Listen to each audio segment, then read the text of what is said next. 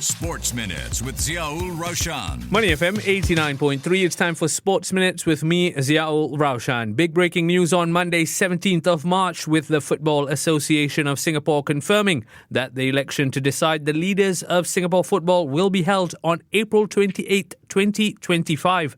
Since then, C's billionaire founder Forrest Li has confirmed his bid to become the head honcho of Singapore football. Speaking of head honchos, joining me to discuss this, as well as the upcoming national team fixtures and review the Singapore Cup games gone by, is none other than Deepanraj Ganesan. Deepan, a huge welcome to Sports Minutes. How are you doing?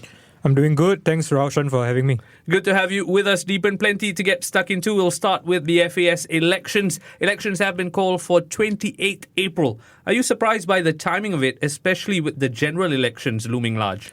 Yeah, so I don't think they had much of a choice. It had to be held within this window, and it's likely taking place in April. So April 28 does not come as a surprise.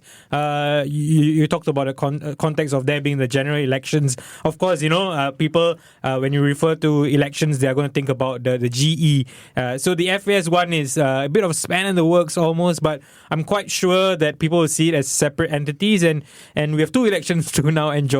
There's going to be plenty of interest in both those elections, but for this conversation, we're going to talk about the FAS elections. Before we talk about the timeline, you've also broken the news that Forrest Li is indeed in contention. Tell us more.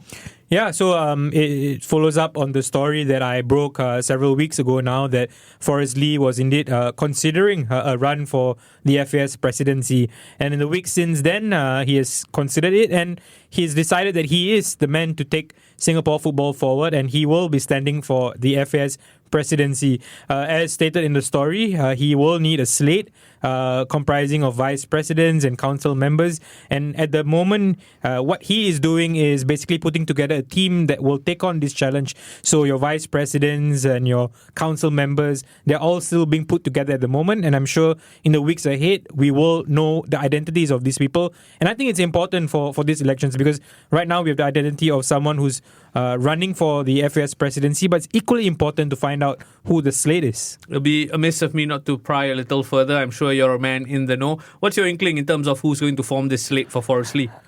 Yeah, without saying too much, because I think this matter should be sort of broken by Forrest Li's team itself. But I do sense that there could be involvement of other SPL clubs in this, and I think it's important as well, so as to alleviate the concerns of conflict of interest which will arise because of the fact that Forrest Li is the chairman of the Lion City Sailors. So I think it's important to involve a few SPL clubs into this, so that there's a sharing of knowledge, sharing of ideas to take Singapore football forward. But I also think it's equally important to have representation from all walks of Singapore football.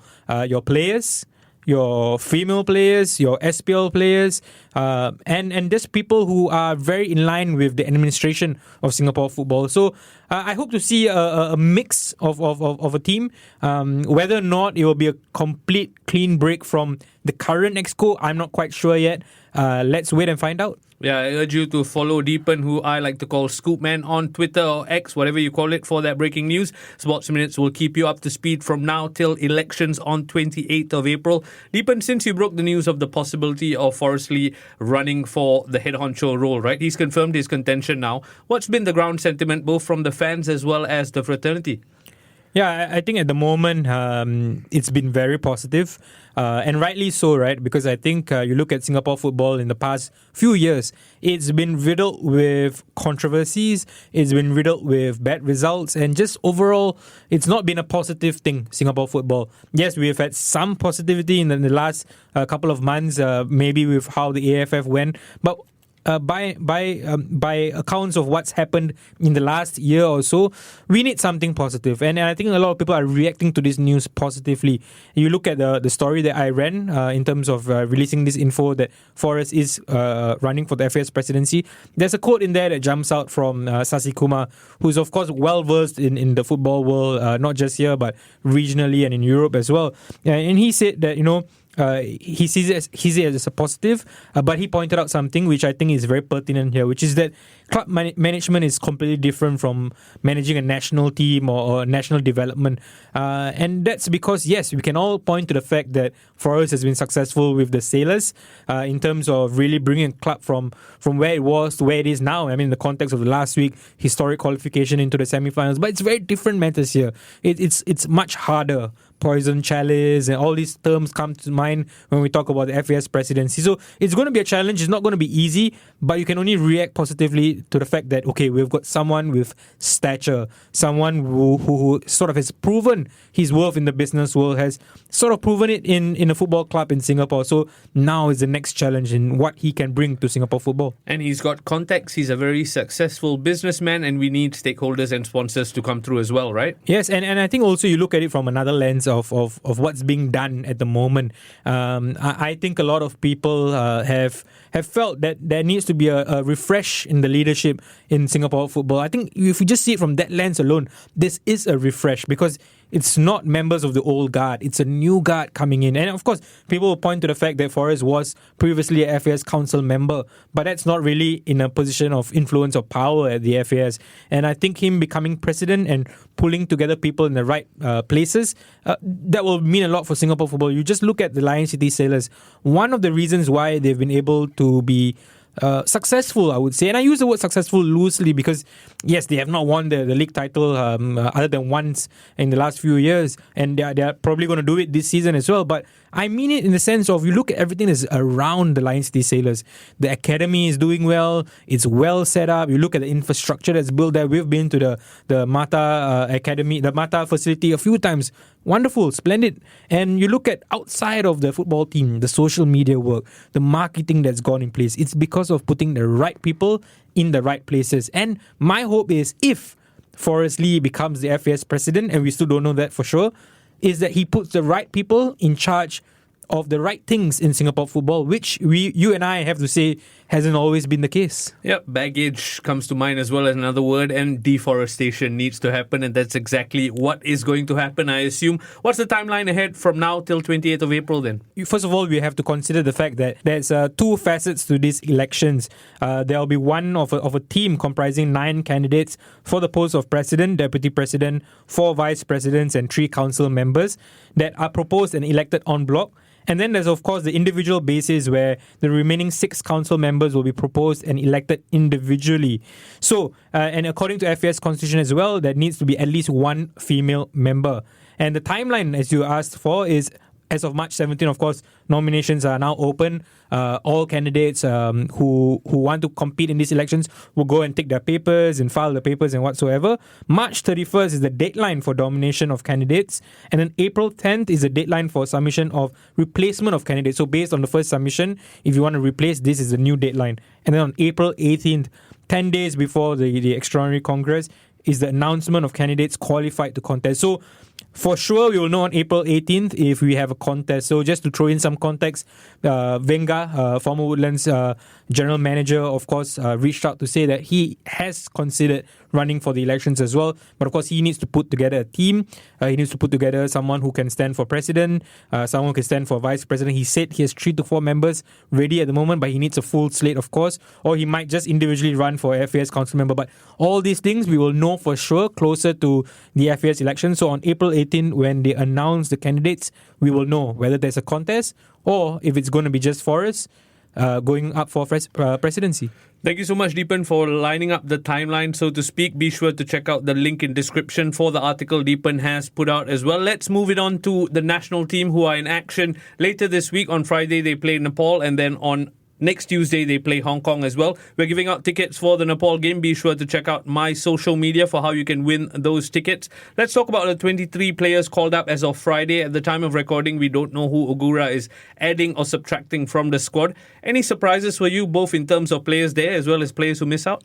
Not a surprise, but I just want to point out that I'm happy to see Akram get the call up. I think he's a super player for the Lion City Sailors, and he's deserved this in terms of the sort of progress he's made from Tanjung Pagar to where he is now. I think that's splendid. The other names, I don't think they come as a surprise. I mean, the recall for Harry Stewart and Ilhan Fandi, I think they were expected. I would have loved to see Ilhan get more games for BG or more game time for BG, but I think he adds something to the national team squad right away. So I'm happy to see that. I would have loved to see Farhan included because I think he's an exciting player. You need such young, exciting players within your team to, or maybe come off the bench and change games. And I think that's something that's sort of missing from Ogura's squad. If I want to look at it that way, you look at the team at the moment. I mean, are there many exciting wingers to sort of call upon? I'm not quite sure. And perhaps that's Ogura's line, right? Maybe he wants more players who are of more of the industry ilk as opposed to the exciting features that come with young players. So intrigued to see how he sort of forms his team over these next two games. I don't think there's like glaring omissions. I mean, people raise the point about Song Yi-yong, but I understand that there are still some personal reasons there as to why he hasn't been featured. And yeah, I think overall it's a good squad. I think plenty of chatter surrounds the omission of the likes of Farhan Zulkifli and Song Yi-yong, but like you rightly pointed out, there may be reasons that it doesn't meet the eye, so thank you for the context. Yeah, so and also I just want to point out, and I've said this many times on your show before, that we watch games and that's that, right? I think a lot of these things are also on accounts of training sessions, and Ogura has seen these players up close and personal. He knows what to expect from them. Sometimes, not picking a player is to sort of give him a kick up the backside, they would say, and that could be it. It could be as simple as that. So we can watch the matches, but coaches know more than us, that's for sure. Speaking of watching the matches, when you consider the level of opponents we are playing in terms of FIFA rankings, we look at Nepal and then Hong Kong coming up, right? The pressure is on the Lions to deliver, surely. Yes and no. I think Hong Kong are still a very good team. A lot of naturalized players there. I don't necessarily agree with judging it by FIFA rankings. I don't think it's always the best barometer of where the countries are standing. I think Hong Kong is going to be a very important clash. It's going to be a difficult tie for us, I believe. But I think based on what we've seen from Ogura's Lions in the recent matches, I'm optimistic that we'll be able to put on a good show and hopefully start off the Asia Cup qualifying campaign with a victory. Exactly. The road to Riyadh begins now. If you're listening in and wondering how you can get tickets, be sure to Google it and try and be the 12th man for our Lions playing Nepal on Friday and Hong Kong on Tuesday. Let's move it on to the Singapore Cup. Big weekend in terms of 4 games that saw Hougang with the biggest victory of the weekend, 5-1 over DPMM. Huge result and good bounce back from Robert Iziako's team. For sure, and DPMM's decline continues, right? But I just want to draw the attention to one particular goal in this match, and that was, I think it was Dejan Rasic who got on the end of a side pass from Plazonia, but that ball from Shadan Sulaiman to Plazonia, my word, I mean, people forget how good Shadan Sulaiman is, and that was a very timely reminder. That kind of pass, only some players can play, and he is one of them. So delighted for him, and I think Hougang really are showing that they could be a team that catches people by surprise in this cup, because on their day they can beat anyone, including the Sailors, I believe. So let's see where this goes, but I want to see more of this from Hougang. I mean, they went through a bit of a spell. I think they've picked up now. And hopefully they go all the way in the Singapore Cup, because we want to see new winners, right? Yeah, absolutely. You sure you don't want to use the words vintage and Rolls Royce describing Shadan Sulaiman? Overused words at the moment.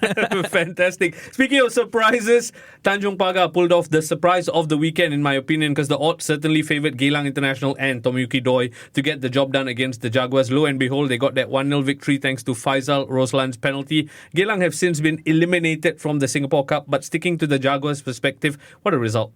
What a result. And kudos again to Noor Alam Shah and how he has picked this side up since his return from Japan. You have to look at Tanjung Pagar and compare their results and performances to what it was previously compared to when Noor Alam Shah has come in, because they are a team that nobody gave any chance to in most games because of their caliber of players and the fact that they just couldn't rely on much. But with almost the same kind of players, he's transformed them, and they're now a team that you can say in most games are tough to beat, and this was the case here as well. I mean, yes, Geylang will be unfortunate. I thought they had a lot of chances in this game where they're just a couple of inches away from finding the net. I mean, hit the post a few times. But if I was Noah Ali, I will be disappointed, because I think the Singapore Cup presented them with an opportunity to go there and perhaps go close to getting some kind of silverware, because I think they've got a squad to do that, and it's disappointing that they've now exited the Singapore Cup at the group stage itself, and this is disappointing for all Eagles fans. Now, can they actually focus on the league to try and sort of pip the BG Tampines Rovers team to second? Again, a tough task, because I'm sure we'll discuss this. BG Tampines Rovers look to be firing on all cylinders. Yeah, absolutely. Pain for one team from the east, that's Geylang International, but very much opposite spectrum, because BG Tampines Rovers put out that storming 4-1 victory over the Young Lions. 4 former Young Lions scoring against their former teams. Great result for BG Tampines Rovers, but more than that, a statement victory, because they are trying to end the season on a high, because they've sort of floundered this title race. So Gavin needs some tangible success for people to continue to trust the process. Yeah, you're right. I think sometimes when there's a spell of results which don't look too impressive, or maybe matches where the performances are not like 100%, people start to question, is this the right approach? Is this really the way we want to go ahead? I think BG Tampines Rovers in his last few games have shown that, you know what, on our day, we can win games convincingly as well. Because you look at Young Lions, and they have been a threat to most teams in recent weeks, but BG Tampines Rovers were very convincing against them, and I think it's good news for them and their players that players like Itsuki Inomoto are finding the net again. So now it really is about planning ahead for next season, because you and I both can agree that I think the title is wrapped up now. I think the Lion City Sailors have it done. So it's really about, okay, what can we sort of build on for next season? If they finish in second, and if Sailors win the Singapore Cup, BG Tampines Rovers qualify for continental competition again. So that's the focus now, and I believe they've already started planning for next season. I think a couple of Young Lions players return to BG Tampines Rovers, Raul Suhaimi and Fairuz, I believe. So already sort of planning ahead for next season. I like what I'm seeing from their young players, and BG Tampines Rovers is really a team where you can sort of like follow the progress of the local boys, because you look at Joel Chu, Shah Shahiran, we can call Kyoga a local boy now. So it's packed with those guys. And I really hope for Singapore football's sake that they continue to do well. Yeah, certainly. Speaking of doing well, the Lion City Sailors are going strength on strength. Week in, week out, they are just barnstorming opponents. They beat Balstic Alsa 4-1 at the weekend, thanks to Bart Ramsla's hat-trick. That's now 16 games played in 2025. They've won 12 of those and lost just one. Mind you, that was a dead rubber against Kaya in the Shopee Cup. They are a team in such good nick. I'm going to steal Luka Lalich's Instagram post for this next question. Treble loading? Yeah, I mean, if you consider the Community Shield as part of this treble, I think it's going to be very hard for it not to come into fruition with the way they are playing. No word yet on Maxime Lestienne and how long he'll be out for, but this team, I mean, even with a couple of changes in their lineup, they're still so good. But I think this particular game is not the best barometer, because I thought Balestier were quite open again, and Bart Ramsla made the most of it. I mean, some of the goals are very preventable, but the Lion City Sailors now, they are riding on momentum, really picking up from where they leave off in games after games after games, and you go into any game now as a Lion City Sailor player, you are confident. I think that's what has helped them. Some people might say, could it be a distraction that they're still in the Asian Champions League? I beg to differ. In fact, it's the opposite. I think it's going to only motivate them even further to keep doing their best. And yeah, I'll be very surprised if the season doesn't end in a treble. I'm not sure about you. Yeah, domestic treble could well and truly be on, and I think the whole of Singapore is rooting for them to achieve something on the continent as well. Deepanraj Ganesan, as far as episodes go, that has been jam-packed. Listeners, if you enjoyed it, do keep in touch with Deepan and me on social media to keep the conversation going. We do this to bring you closer to the news. Deepan, thank you so much for your time. Thank you, Raushan. Sports Minutes on Money FM 89.3.